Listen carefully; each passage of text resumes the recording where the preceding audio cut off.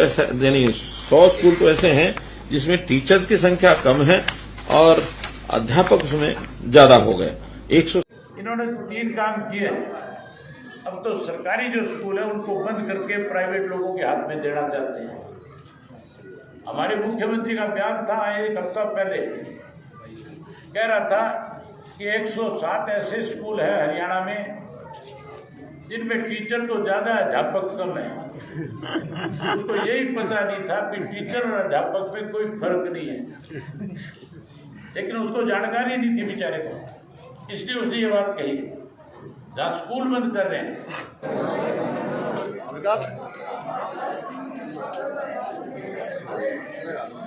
आदर और सम्मान के हो मेरे साथ में आए हुए पार्टी के जोन के, हल्का के, जिला के, प्रदेश स्तर के सभी नेतागण,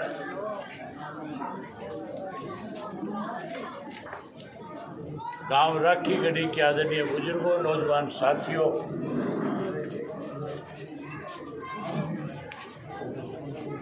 पच्चीस तारीख को आदरणीय स्वर्गीय चौधरी देवीलाल जी का जन्मदिन है। हर साल पार्टी की तरफ से सम्मान दिवस के रूप में चौधरी देवीलाल जी के जन्म दिवस को मनाया जाता है। मैं आज आपको निमंत्रण देने के लिए आया हूं कि आप 25 तारीख को बड़ी संख्या के अंदर फतेहाबाद की नई अनाज मंडी में दिन के 11 बजे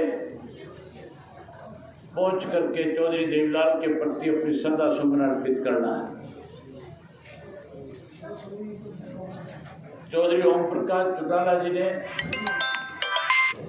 चौधरी देवीलाल जी के जन्म दिवस के ऊपर देश के अनेक अलग अलग राज्यों के जो कदावर नेता हैं, जिनकी देश में अपनी एक पहचान है, उन सब नेताओं को निमंत्रण देकर के बुलाया है। और सारे विपक्ष के नेता जो है उनकी बार 8 साल के लंबे समय के बाद फतेहाबाद में पहुंच करके आपके रूबरू होंगे और वहां उस दिन इस बात का फैसला लेंगे कि हम तब तक सारे इकट्ठे होकर के इस राजनीतिक लड़ाई को आगे बढ़ाएंगे जब तक इस देश से भारतीय जनता पार्टी सत्ता से पार नहीं हो जाएगी। साथियों, हमारे देश के प्रधानमंत्री ने सत्ता में आने से पहले, अब जब दूसरी बार चुनाव हो रहा था, तो बहुत बड़े बड़े वायदे हम लोगों के साथ किए थे। लोगों ने कहीं विश्वास करके फिर से दोबारा वोट दे करके भारतीय जनता पार्टी को देश की सत्ता सौंपने का काम किया। जहां कहीं किसी को भी खड़ा कर दिया, लोगों ने आंख बंद करके वोट डाल करके उनके मेंबर पार्लियामेंट जिता दिए। सरकार बन गई। वायदा किया था प्रधानमंत्री ने कि अगर मैं दोबारा प्रधानमंत्री बन गया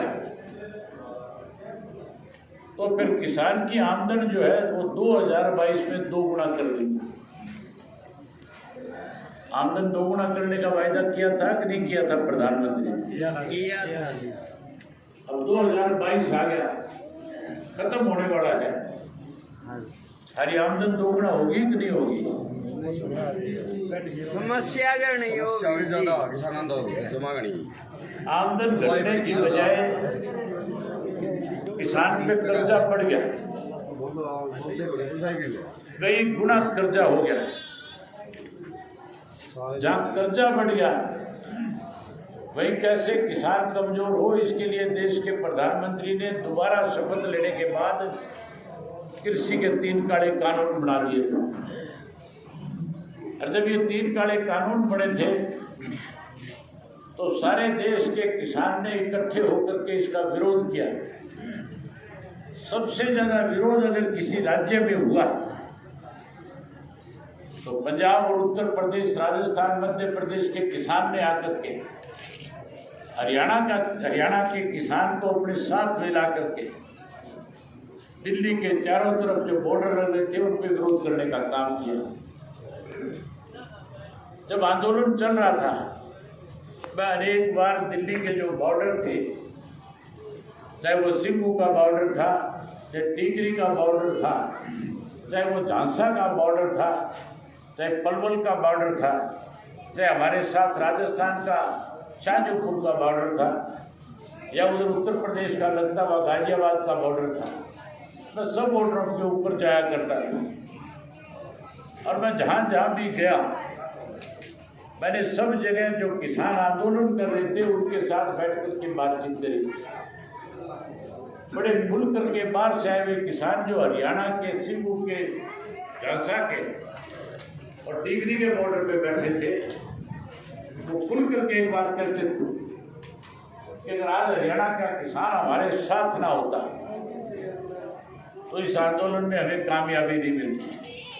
आज ये आंदोलन इतना मजबूत और बड़ा नहीं होता।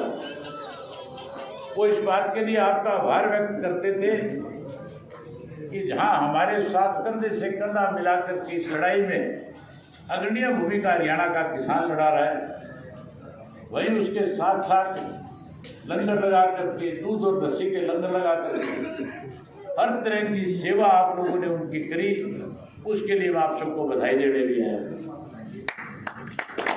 उस आंदोलन में आपने 13 महीने लगातार लड़ाई लड़के केंद्र की सरकार को मजबूर किया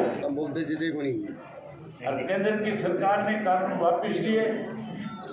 आज ही आपके गांव में मुख्यमंत्री आकर के गया था, मुझे पता लगा कि मुख्यमंत्री जब गांव में आया था तो इस इलाके के किसान जो है उन्होंने इकट्ठे होकर के फैसला किया कि हम मुख्यमंत्री से मिलकर के बात करेंगे कि आज जो हमारी फसल खराब हो रखी है, जो खेतों में पानी खड़ा है, जो नरमे और कपास की फसल पूर्ण रूप से समाप्त हो चुकी है, हम उससे बातचीत करके कहीं स्पेशल गिरदावरी कराएंगे, मुआवजे की मांग करेंगे और मुख्यमंत्री से आश्वासन भी चाहेंगे।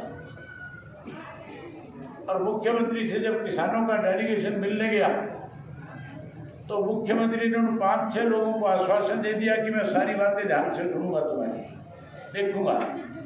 लेकिन जब अपना भाषण दे रहा था तो एक बार भी मुख्यमंत्री ने ये नहीं कहा कि इस इलाके के किसान के साथ परमात्मा ने ज़्यादा बारिश की वजह से फसल खराब हुई है, मैं इसकी स्पेशल गिरदावरी कराऊंगा और मुआवजा दूंगा ताकि किसान अपनी अगली फसल की बुआई कर सके। एक बार भी नाम नहीं दिया, क्योंकि ये लोग जो है हमेशा से किसान के विरोधी रहे हैं।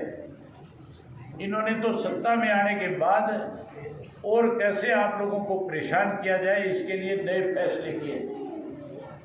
जहाँ साथियों कर्जा बढ़ा, वहाँ महंगाई बढ़ी, महंगाई के साथ साथ कानून व्यवस्था का दिवाला पिटा, पढ़े लिखे नौजवान बच्चे का रोजगार, नौकरी छीनने का काम किया।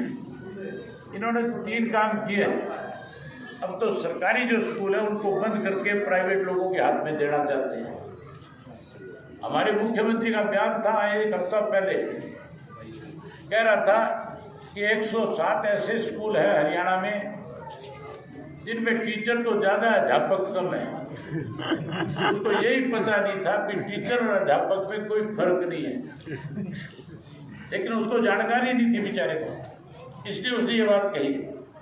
जहाँ स्कूल बंद कर रहे हैं, वहीं चौधरी देवीलाल जी ने जो पेंशन बनाई थी, 100 रुपया माहवार बुजुर्ग को दी थी, जो एक सम्मान पेंशन थी, वो आज बढ़ करके 2500 रुपया होगी।